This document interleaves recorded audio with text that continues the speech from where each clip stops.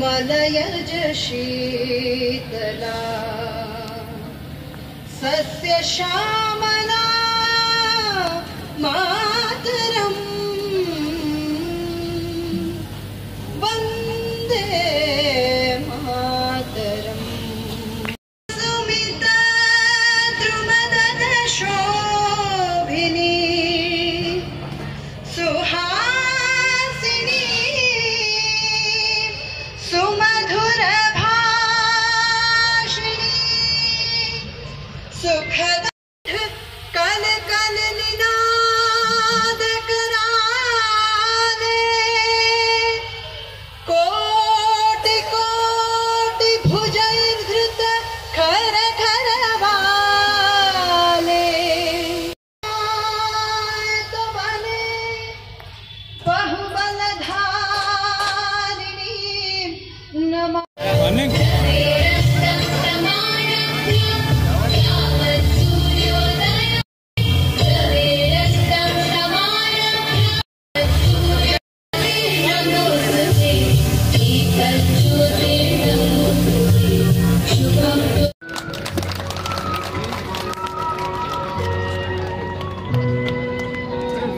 ವೇದಿಕೆ ಮೇಲೆ ಕರ್ಕೊಂಡು ಬಂದು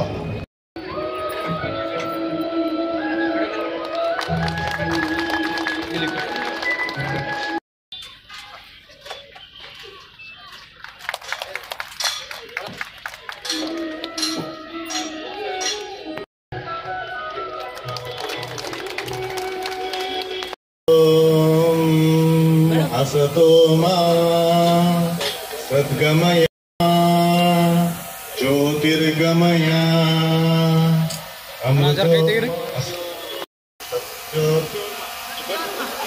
मृत्योर्मा अमृतंगमय ओम शांति शांति शांति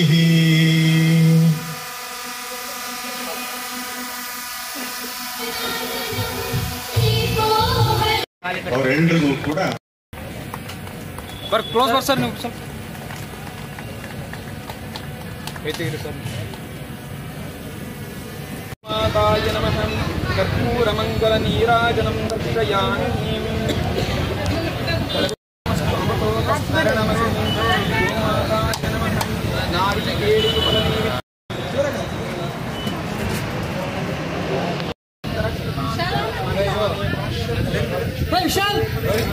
विशाल बांड्रे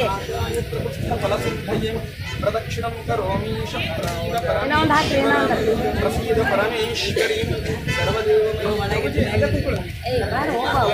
प्रदक्षिण नमस्कार माಡು ಭಾರಿ ಆಯ್ತು ಬಿಡು ನಿಮ್ಮದು ಸರ್ ಎಲ್ಲರ ಕೈ ಹಿಡಿದು ನೋಡಿ ಸರ್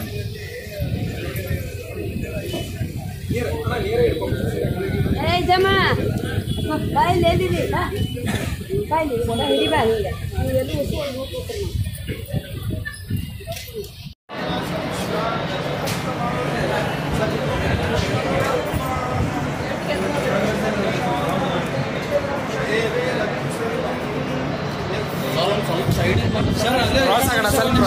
ಸರ್ ನಿಂದ್ರೆ ಅಲ್ಲಿ ಜರ ಒಂದು ಸ್ಟಾಪ್ ಸರ್ ಹೆಂಗೆ ಬರ್ರಿ ಸರ್ ಇಲ್ಲಿ ನೋಡಿ ಸರ್ ಏನು ಮಾಡಲ್ಲ ಸರ್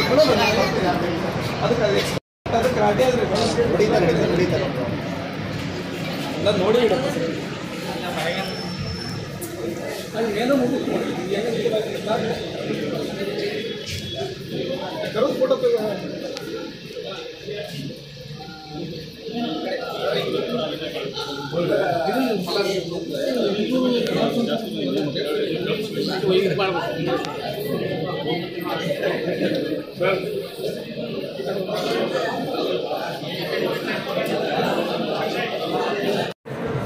ಕಲಬುರಗಿ ಜನತೆಗೆ ನಮಸ್ಕಾರಗಳು.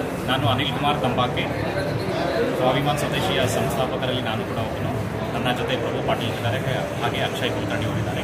ನಾವು 2015ರಲ್ಲಿ ರಾಜೀವ್ ದೀಕ್ಷಿತರ ಸ್ವದೇಶಿ ಚಿಂತನೆಗಳಿಂದ ಪ್ರೇರಣೆಗೊಂಡು ನಾವು ನಮ್ಮ ಸ್ವದೇಶಿ ವ್ಯಾಪಾರವನ್ನು ಆರಂಭ ಮಾಡಿದ್ವಿ. ಮೊದಲಿಗೆ ನಾವು ಖಾದಿ ಬಟ್ಟೆ, ಹಾಗೆ ದಿನಗಳ ಕಳೆದಂತೆ ಒಂದು ಪದಾರ್ಥಗಳನ್ನು ನಾವು ಸೇರಿಸ್ತಾ ಹೋದ್ವಿ. ಈಗ ಅದೇ ರೀತಿಯಾಗಿ 2020ರಲ್ಲಿ ನಾವು ಕೊಠಾರಿ ಭವನ್, ಕಲಬುರಗಿ ನಗರದ ಜೇವರ್ಗಿ ರಸ್ತೆಯಲ್ಲಿರುವಂತಹ ಕೊಠಾರಿ ಭವನಲ್ಲಿ ಒಂದು ಉತ್ತರ ಕರ್ನಾಟಕದ ಅತಿ ದೊಡ್ಡ ಸ್ವದೇಶಿ ಮಳಿಗೆ ಮಾಡಿದ್ವಿ.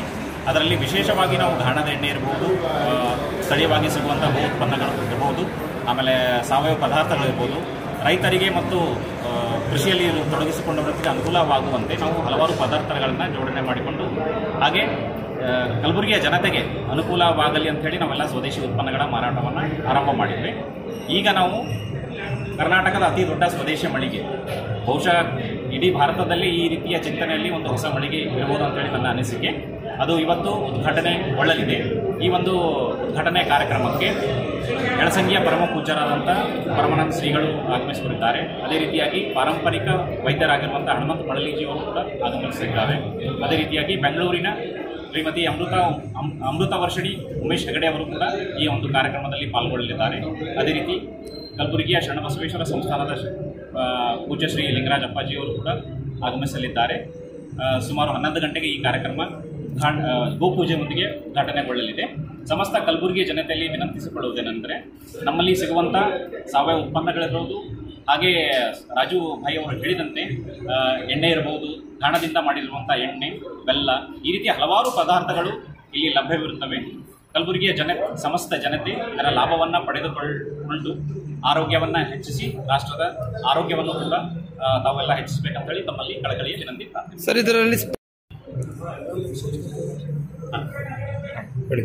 ನಮ್ಮಲ್ಲಿ ವಿಶೇಷವಾದಂಥ ಉತ್ಪನ್ನಗಳು ಏನಂತ ಕೇಳಿದ್ರೆ, ಖಾದಿ ಬಟ್ಟೆ, ವಿಶೇಷವಾಗಿ ಖಾದಿ ಬಟ್ಟೆ. ನಮ್ಮ ಭಾರತೀಯ ಸಂಸ್ಕೃತಿಯಲ್ಲಿ ಬಟ್ಟೆಗೆ ಒಂದು ವಿಶೇಷತೆ ಇದೆ. ಇತ್ತೀಚೆಗೆ ನಾವು ವೆಸ್ಟರ್ನ್ ಕಲ್ಚರಲ್ಲಿ ಹೋಗಿ ಜೀನ್ಸ್ ಪ್ಯಾಂಟು, ಬೇರೆ ಬೇರೆ ಟಿ ಶರ್ಟ್ಸ್, ಈ ಥರ ಬಟ್ಟೆ ಎಲ್ಲ ಹಾಕೊಳ್ತಾ ಇದ್ದೀವಿ.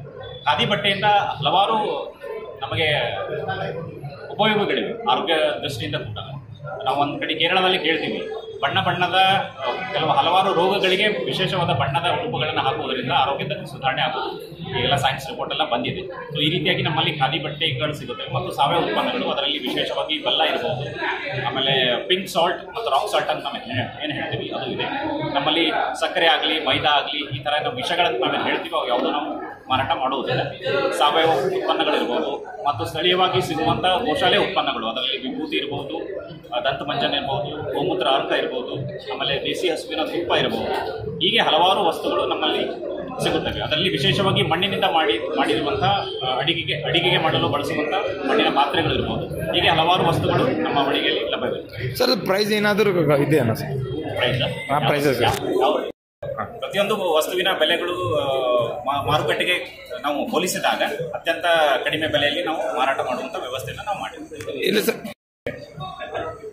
ಹಾಗೆ ನೋಡಿದರೆ ನಾವು ಈಗ ಸಾವಯವ ಉತ್ಪನ್ನಗಳು ನಮ್ಮ ರಾಷ್ಟ್ರದಲ್ಲಿ ಸಿಗುವುದು ಅತ್ಯಂತ ಕಡಿಮೆಯಾಗಿದೆ.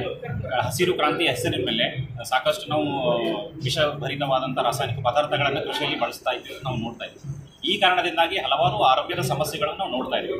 ಅದು ಹಾರ್ಟ್ ಅಟ್ಯಾಕ್ ಇರ್ಬೋದು, BP, ಶುಗರ್, ಸಣ್ಣ ಯುವಕರೆಲ್ಲ ಹಾರ್ಟ್ ಅಟ್ಯಾಕ್, ಹಲವಾರು ರೋಗಗಳಿಂದ ಇವತ್ತು ತೀರ್ಕೊಳ್ತಾ ಇದ್ದಾರೆ. ಸೊ ಇದಕ್ಕೆಲ್ಲ ಮುಖ್ಯವಾಗಿ ಕಾರಣ ಏನಪ್ಪ ಅಂತ ಹೇಳಿದ್ರೆ, ನಾವು ವಿಷದಿಂದ ಕೂಡಿರುವಂಥ ಪದಾರ್ಥಗಳ ಬಳಕೆ, ಅದರಲ್ಲಿ ರಿಫೈನ್ಡ್ ಆಯಿಲ್ ಇರ್ಬೋದು, ಸಕ್ಕರೆ ಇರ್ಬೋದು, ಮೈದಾ ಇರ್ಬೋದು, ಬೇಕರಿ ಪದಾರ್ಥಗಳು ಇರ್ಬೋದು. ಸೊ ನಮ್ಮ ದೇಶದ ಸಂಸ್ಕೃತಿ ಇದ್ದು, ಆಹಾರದ ಸಂಸ್ಕೃತಿ ಕೂಡ ಅದು ನಾವು ಬಳಸ್ತಾ ಹೋದರೆ ನಮ್ಮ ಆರೋಗ್ಯದಲ್ಲಿ 100% ಸುಧಾರಣೆ ಆಗುತ್ತೆ. ತಮ್ಮ ಹೆಸರು ಸರ್? ನಾನು ಅನಿಲ್ ಕುಮಾರ್ ತಂಬ. ನಮಸ್ಕಾರ ಎಲ್ಲರಿಗೂ. ಕಲಬುರಗಿ ನಗರದಲ್ಲಿ ಕರ್ನಾಟಕದ ಮಟ್ಟಿಗೆ ಹೇಳೋದಾದರೆ ಈ ರಾಜ್ಯದಲ್ಲೇ ಅತಿ ದೊಡ್ಡದಾಗಿರ್ತಕ್ಕಂಥ ಒಂದು ಸ್ವದೇಶಿ ಹಾಗೂ ಸಾವಯವ ಆಯುರ್ವೇದ ದೇಸಿ ಈ ವಿಷಯಗಳನ್ನು ಒಳಗೊಂಡಂಥ ಒಂದು ದೊಡ್ಡದಾದ ಮಳಿಗೆಯನ್ನು ಕಲಬುರಗಿ ನಗರದಲ್ಲಿ ಮೊಟ್ಟಮೊದಲ ಬಾರಿಗೆ ನಮ್ಮ ಪ್ರಭು ಪಾಟೀಲ್ ಮತ್ತು ಅವರ ತಂಡದವರು ಒಂದು ಇಲ್ಲಿ ನಿರ್ಮಾಣಗೊಳಿಸಿದ್ದಾರೆ. ಈ ದೇಶಕ್ಕೆ ಯಾವ ಪದಾರ್ಥಗಳು ಇರಬೇಕಾಗಿತ್ತೋ ಎಂದೋ ಇರಬೇಕಾಗಿರೋದನ್ನು ಇವತ್ತು ಈ ಸಮಯದಲ್ಲಿ ಕಲಬುರಗಿಗೆ ತಂದಿರೋದು ಅತ್ಯಂತ ಸ್ತುತ್ಯವಾದ ಕಾರ್ಯ ಅಂತ ನಾನು ಭಾವಿಸ್ಕೊಂಡು. ಯಾವ್ಯಾವುದೋ ನಿರುಪಯುಕ್ತ ವಸ್ತುಗಳು ಬೇಡವಾಗಿರುವಂಥದ್ದು ಜನರಿಗೆ ಆರೋಗ್ಯ ಕೆಡಿಸುವಂಥದ್ದಕ್ಕೆ ಭಾಳ ದೊಡ್ಡದಾಗಿರ್ತಕ್ಕಂಥ ಮಾಲ್ಗಳು ಇವತ್ತು ರಾಜ್ಯದಲ್ಲಿ ದೇಶದಲ್ಲಿದ್ದಾವೆ. ವಿಷಮುಕ್ತ ಮತ್ತು ಆರೋಗ್ಯಯುಕ್ತ ಮತ್ತು ರೈತರಿಗೆ ಅನುಕೂಲವಾಗುವ, ಸಮಾಜದಲ್ಲಿ ಗ್ರಾಹಕರಿಗೆ ಅನುಕೂಲವಾಗುವ, ಆರೋಗ್ಯವನ್ನು ತಂದುಕೊಡುವಂಥ ಮತ್ತು ಕಲ್ಮಶರಹಿತ ಆಹಾರವನ್ನು ಕೊಡಬೇಕು ಅನ್ನೋ ದೃಷ್ಟಿ ಇಟ್ಟುಕೊಂಡು ಅವಿರತವಾಗಿ ಪ್ರಯತ್ನವನ್ನು ಮಾಡಿ ಧಾನ್ಯಗಳಾಗಿರ್ಬೋದು, ತೈಲಗಳಾಗಿರ್ಬೋದು, ಇವತ್ತು ಆರೋಗ್ಯ ಕೆಡ್ತಾ ಇರೋದರಲ್ಲಿ ಬಹಳ ಮುಖ್ಯವಾದ ಕಾರಣವೇ ಇದು ವಿಷಪೂರಿತ ಆಹಾರ ಮತ್ತು ವಿಷಪೂರಿತ ತೈಲ. ಇದನ್ನೆಲ್ಲ ಮನಗಂಡಿರುವಂಥ ನಮ್ಮ ತಂಡ ಏನು ಮಾಡಿದೆ ಅಂದರೆ ಕಲಬುರಗಿ ನಗರದಲ್ಲಿ ರಾಜ್ಯದಲ್ಲೇ ಅತಿ ದೊಡ್ಡದಾಗಿರ್ತಕ್ಕಂಥ ಒಂದು ಮಳಿಗೆಯನ್ನು ಇಲ್ಲಿ ತೆರೆದಿದ್ದಾರೆ. ಈ ಮಳಿಗೆ ಇಲ್ಲಿ ತೆರೆದಿರೋದು ಯಾರಿಗೆ ಇದು ಸಲ್ಲುತ್ತೆ ಅಂದರೆ ಕಲಬುರಗಿ ನಗರದವರ ಪುಣ್ಯ ಇದು ಅಂತ ನಾನು ಭಾವಿಸ್ಕೊಂಡಿದ್ದೇನೆ. ಈ ಎಲ್ಲ ಗ್ರಾಹಕರು ಯಾರು ಈ ಕಾರ್ಯಕ್ರಮದಲ್ಲಿ ಇದನ್ನು ನೋಡ್ತಾ ಇದ್ದೀವಿ, ಕೇಳ್ತಾ ಇದ್ದೀವಿ, ಇದನ್ನು ವ್ಯವಹಾರಕ್ಕೋಸ್ಕರ ಕೇವಲ ಲಾಭಕ್ಕೋಸ್ಕರ ತೆರೆದಿಲ್ಲ. ಇದನ್ನು ಕಲಬುರಗಿ ನಗರದವರ ಆರೋಗ್ಯಕ್ಕಾಗಿ ತೆರೆದಿದ್ದಾರೆ. ಇದರ ಸದುಪಯೋಗನ ಪಡೆದುಕೊಂಡು ತಾವೆಲ್ಲರೂ ಆರೋಗ್ಯವಂತರಾಗಬೇಕು ಮತ್ತು ಇದನ್ನು ಬೆಳೆಸಬೇಕು. ಇವರ ಸಲಹೆಯ ಮೇರೆಗೆ ತಾವು ಇಂಥ ಒಂದು ಸಣ್ಣ ಪುಟ್ಟ ಮಾಲ್ಗಳ ರೀತಿಯಲ್ಲಿ ಸಣ್ಣ ಸಣ್ಣ ಪ್ರಮಾಣದ ಸ್ಟೋರ್ಗಳನ್ನು ತೆರೆದ್ರೆ ಭಾಳ ದೊಡ್ಡ ಉಪಕಾರ ಆಗುತ್ತೆ ಅಂತ ನಾನು ಈ ಮೂಲಕ ತಮ್ಮಲ್ಲಿ ಹೇಳುವಂಥ ಪ್ರಯತ್ನ ಮಾಡಿದ್ದೀನಿ. ಎಲ್ಲರಿಗೂ ನಮಸ್ಕಾರ.